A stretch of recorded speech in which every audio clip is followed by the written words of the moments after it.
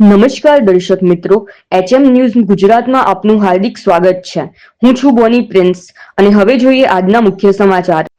ભિલોડાના ભેટાલી ધાડ પર અકસ્માત. માનવતાનું ઉત્તમ ઉદાહરણ. ભિલોડાથી ડોડીસરા તરફ જતા માર્ગ પર ભેટાલી ધાડ પાસે બાઇક અકસ્માતની ઘટના બની હતી.